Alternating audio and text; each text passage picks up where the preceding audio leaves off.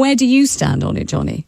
Always a pleasure to be with you, Vanessa. I am the kind of epicenter of this. I'm a member of the Birmingham Jewish community. I am on my father's side, fourth generation Brummie.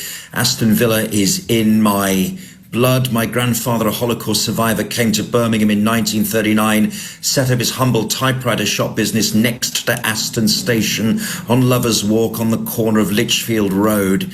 He is an ex-professional footballer who came to Birmingham away from the disasters of the European Holocaust, and we thought we had a refuge in Birmingham. Not only that, as a professional, I was a reporter covering Aston Villa for the local radio station. So what happened over the last couple of days is a moment of extreme sorrow for me, because what it does, Vanessa, is kind of closes a chapter on part of my identity in this life. Explain how, because some people listening, Johnny, will just think, well, you love Aston Villa, you know, you can go to the match if you want to, there's nothing stopping you going. So why has this so deeply had an impact upon your sense of identity, who you are and what you are?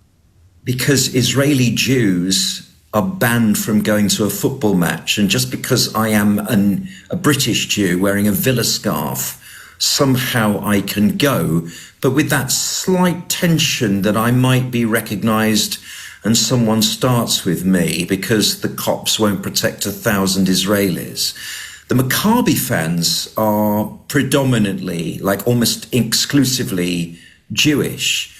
This is an absolute outrage. We hear this afternoon that the government, quotes, is doing all it can to try and make sure this goes there. Well, it had better, because if it doesn't, then we have lost something in this country. It really must go ahead with Maccabi fans.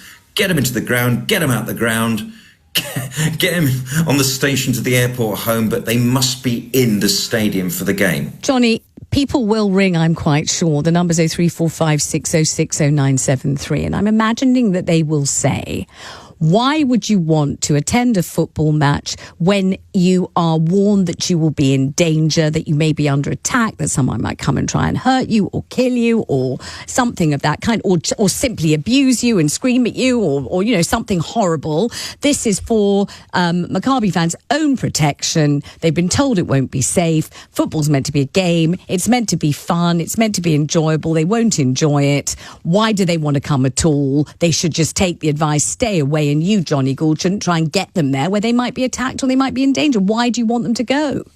We can't be locked down, can we, Vanessa, because we are perceived to think something else. This is victim blaming. You know, for anyone who might be attacked, stay at home. It's best for your welfare. We cannot have a country like that, because what will happen in the future to other people? Oh, no, stay at home. They don't like you. That's kind of what this amounts to.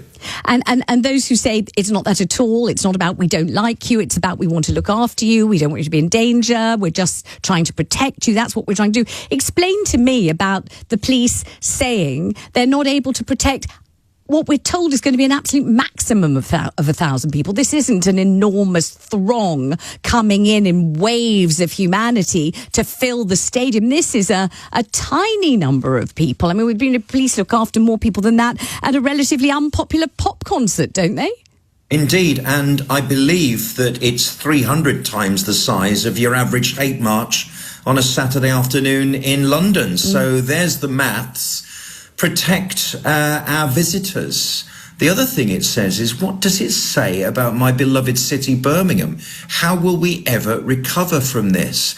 Are we a basket case, or are we one of the seats of the Industrial Revolution where all great things came out of? Aston Villa itself created the Football League, which is the birthplace of the entire football industry of the world, and by definition all of the sports industries of the world. The idea that teams play home and away. We are at the top of, if you like, the hierarchy of football. Okay, we created this idea that was syndicated around the world, and if it had been weighed down with all this political mess, football would never have gone to Brazil at the end of the 19th century. It wouldn't have been played better in Austria or Hungary as it was in the 1930s. It would have never been moved around the world at such pace, the beautiful game. So, football had better think about this. The authorities had better think about this.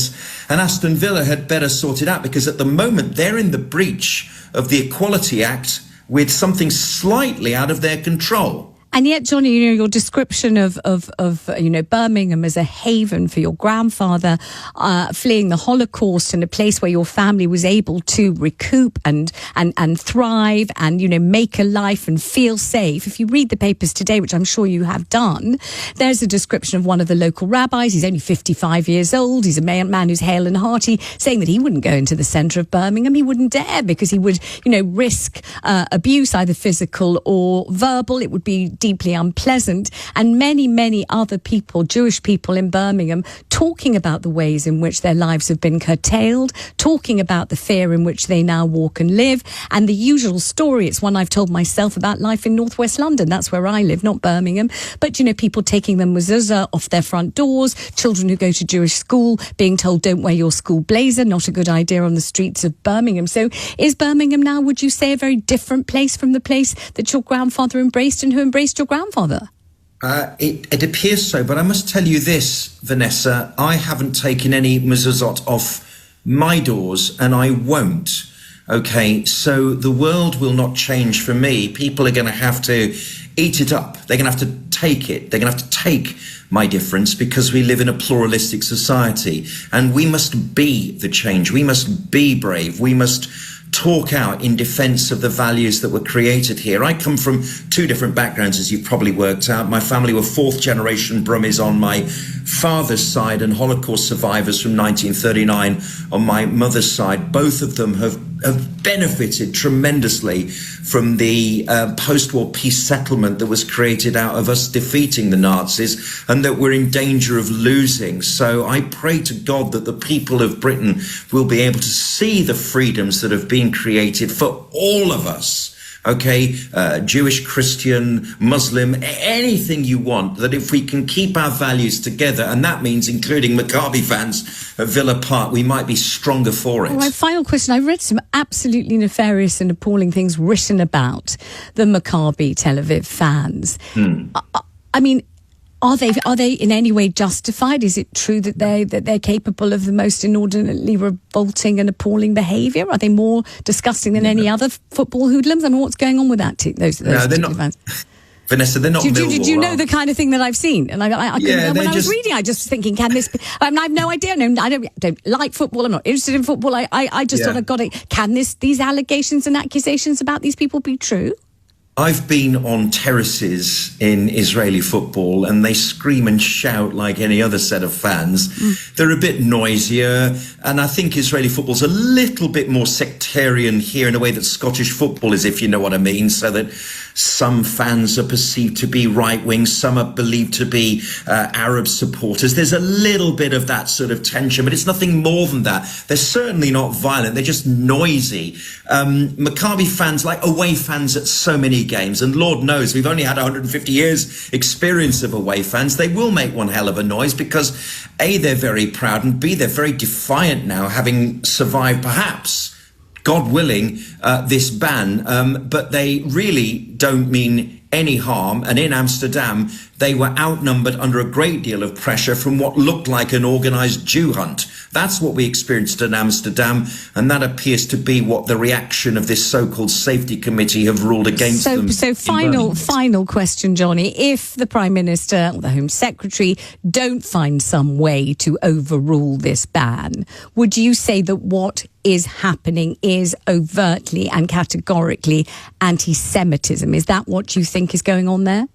And even worse, it's kind of anti-British as well. It's a very dark day if we cannot have 1,000 visitors into one part of a very big football ground. We have to fix this. Johnny Gould, thank you very much indeed for joining me.